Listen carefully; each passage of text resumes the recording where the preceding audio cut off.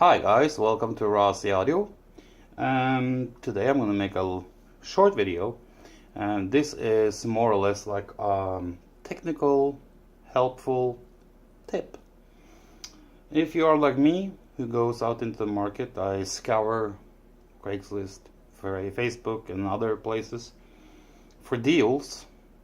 And when I travel out and go out to places to buy equipment, there is not always things that you can test, especially when we do pro audio stuff. So when I get to customers, gear can always be in different places. Not everything is hooked up. There can be places where there's no electricity or no power. Some doesn't have amplifiers, if you're talking about speakers, and so on and so on. So how can you be sure that you're paying the right amount for something that is working? And if it's not working, should you be able to maybe pay a little bit less? That's the thing. So how can we do that? Well, I'm going to show you a little trick how you can test speakers, and this goes to speakers especially. So what you need is, you need a few tools. Of course you need common sense, first of all. So the first thing you want to do is do a visual look of the speakers. And here I have a pair of Yamaha SV15 that I picked up the other day from a place that had been shut down for a while. And these were on the second floor in an old building that was they were moving out of. So they had no way of testing it up there, and I had no electronics with me or anything to test it with. These Yamaha has quarter jack inputs, as you can see down here. Not Nutrix speak-ons, so they're quarter jacks. So this goes for quarter jacks and Nutrix speak-ons.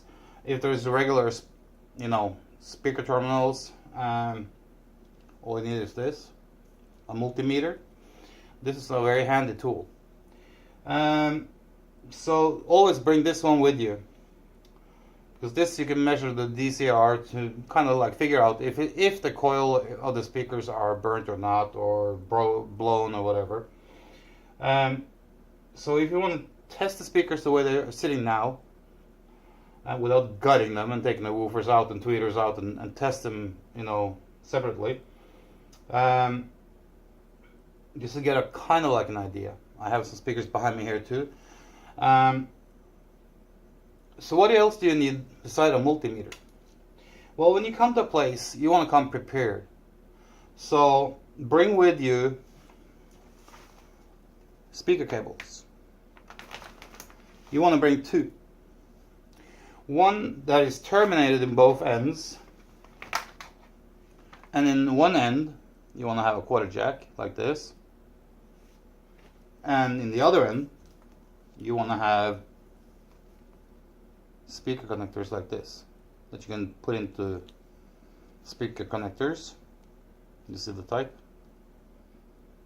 And it has two holes like that. That's what you want. So that's what you want.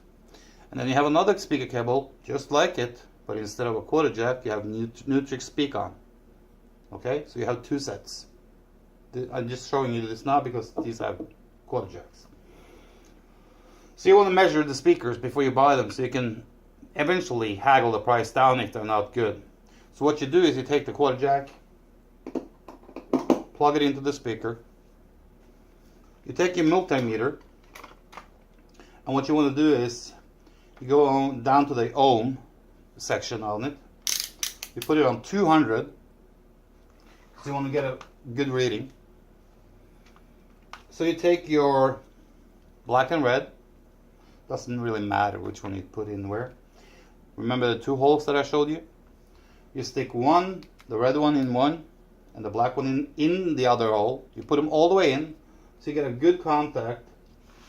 And now you can see it gives me a reading. It shows 8.99. So basically right now it's showing like these are rated at 8 ohm, and this one is like hovering between 8.9 and 9.4. If I switch them around, see if that makes a difference. No difference. So the polarity doesn't really matter. And you want to check both speakers. So you take it out of this one, you plug it into the other one. You do the same thing all over again. Stick your multimeter pins into the holes, and you get a reading on this one. And this one is more down than the other one. This one is hovering between 8.1 and 8.4. Stabilizes at 8 even. So these are not matched. That happens all the time. All the time. Now, back here I have a couple of speakers. And I knew this when I went down there. These are some customs. Old customs. And they have the same thing. They have the quarter jack as well. So take my quarter jack, plug it in. When I went down there to pick up all this gear that I picked up the other day, it's the same with the PVs over here. I did the same test. They work. The dude said, okay, the Yamaha works. He said the PV works and this works. So I brought my multimeter down there. I tested the PVs. I tested the Yamahas first. Then we came to these ones and I did the test like this. Absolutely no reaction.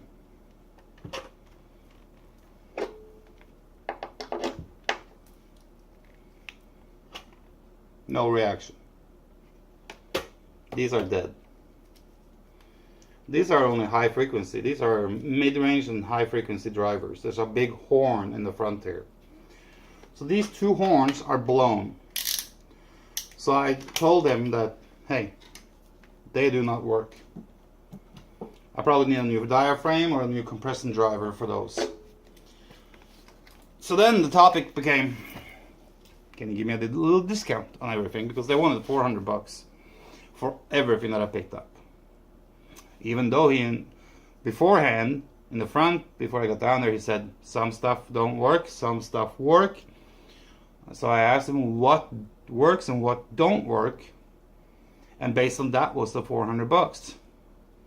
Well, when these didn't work anymore, I said, well, now it changes a little bit. So my cost on repairing these two is unknown, because I didn't want to look up the repair cost and diaphragm cost and stuff like that while I was down there. So I asked him, what can you do for me now that when these are not working? So that's what you can do, and this is just to make yourself, put yourself in a better position. Because if I hadn't done this, and I do this all the time, I've done it for many years. What if I gone down there and trusted him blindly, and let's say everything that I had bought, all the speakers, what if none of them had worked? Repairing and reconing speakers is not cheap, and trust me, in some instances some drivers cannot be repaired. So you're looking at being burned, and if you pay a good chunk of money and you have to start repairing and pay a good chunk of money on top of that, you run the risk of getting in the hole, especially if you are trying to resell it further down the road, like I am with these and the Yamahas.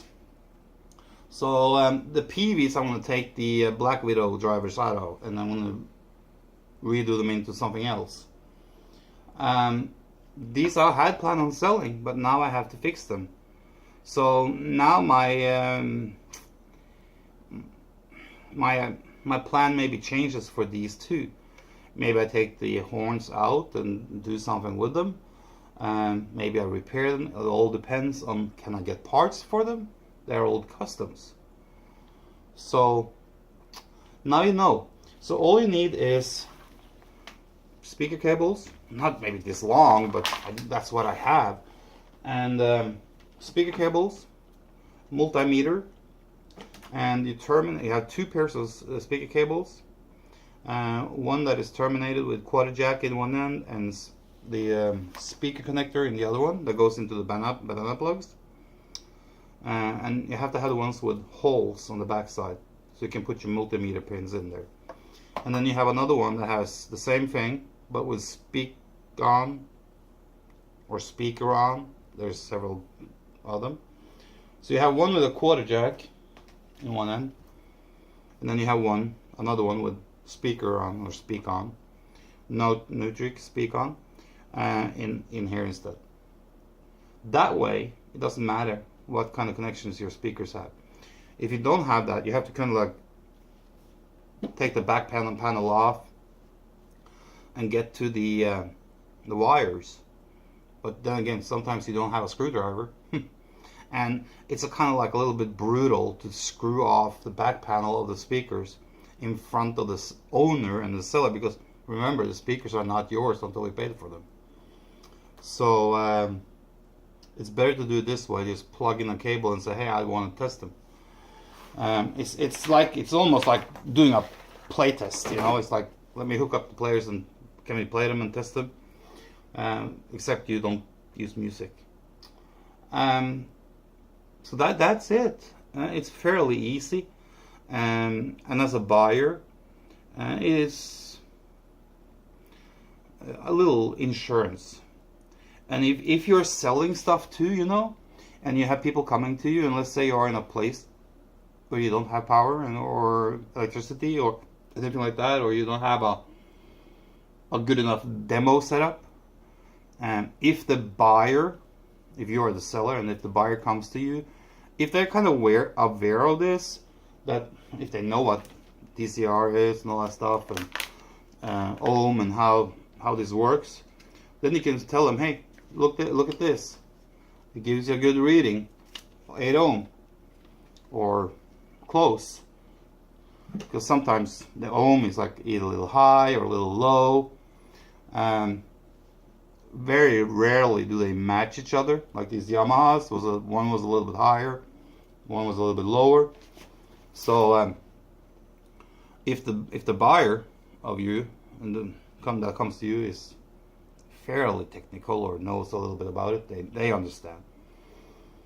But this is more for you if you buy stuff and you go out and buy stuff. Okay, that was what I had for you today. Just a little tip on how to secure yourself when you spend your hard-earned money.